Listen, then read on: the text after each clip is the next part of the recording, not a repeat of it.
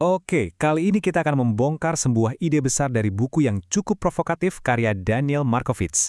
Judulnya The Meritocracy Trap atau Jebakan Meritokrasi. Nah, ini kan ide yang kita semua percaya ya.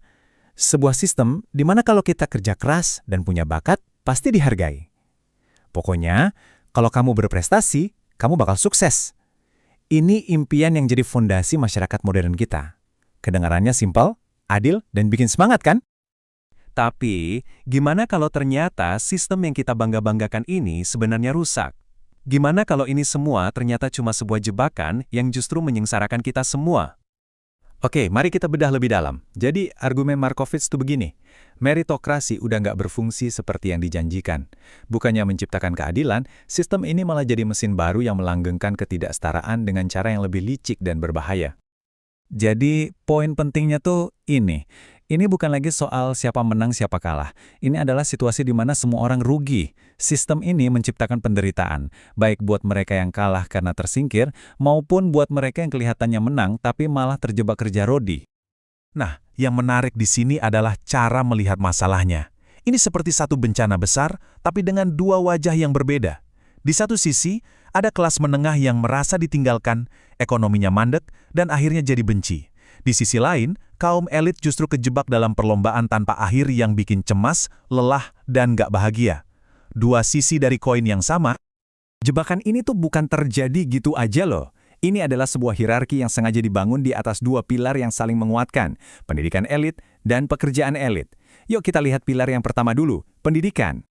Pertama, coba kita lihat betapa gilanya ketimpangan dalam pendidikan. Kita mulai dari investasi di sekolah umum biasa. $13.000 per siswa setiap tahunnya. Coba diingat-ingat ya angka ini. Sekarang, bandingin sama ini, $700.000. Ini bukan biaya per tahun, tapi dana abadi per siswa di sekolah elit. Bayangin aja, dengan dana sebesar itu, mereka bisa berinvestasi gila-gilaan untuk setiap siswanya. Jelas, ini menciptakan dunia pendidikan yang levelnya beda banget. Coba deh, biarkan statistik ini meresap sebentar. Ini dampak nyata dari jurang pendidikan tadi. Ini bukan lagi cuma masalah kecil, tapi udah jadi kesenjangan yang parah banget di tengah-tengah masyarakat kita. Nah, keunggulan di pendidikan ini langsung nyambung ke pilar kedua dari jebakannya.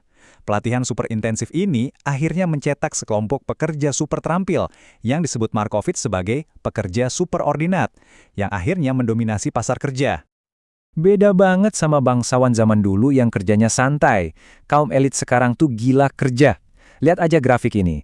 Kelompok terkaya kerja hampir 50% lebih lama dari separuh masyarakat lainnya. Mereka menukar waktu luang mereka dengan produktivitas yang super ekstrim. Terus apa hasil dari kerja rodi ini? Angkanya naik 3 kali lipat. Sejak tahun 70-an, porsi pendapatan orang-orang super kaya ini meroket. Dan poin paling pentingnya, ini bukan dari warisan atau modal pasif, tapi murni dari gaji kerja mereka yang super intensif. Mereka ini adalah kaum super kaya yang super sibuk. Oke, kita udah lihat soal ekonominya. Sekarang, gimana dampaknya ke manusianya? Ternyata, sistem ini bukan cuma menciptakan ketidaksetaraan, tapi juga menuntut biaya yang sangat mahal dari semua orang yang terperangkap di dalamnya. Dengerin deh kutipan yang bikin merinding ini. Ini gambaran betapa gila tekanannya buat anak-anak elit dari kecil. Sukses itu harganya mahal banget, sampai ke kesehatan mental yang hancur. Nah, kalau dari sisi sebaliknya, dari kelas menengah, kutipan ini ngena banget. Ini bukan cuma soal nggak bisa beli barang mewah. Ini soal perasaan terbuang, nggak dianggap lagi jadi bagian dari masyarakat. Dan rasa tersingkir ini bukan cuma perasaan loh, ada dampak fisiknya yang nyata. Melonjaknya angka kematian karena putus asa, baik itu karena overdosis, bunuh diri, atau penyakit lainnya, adalah bukti paling nyata kalau meritokrasi ini udah gagal total.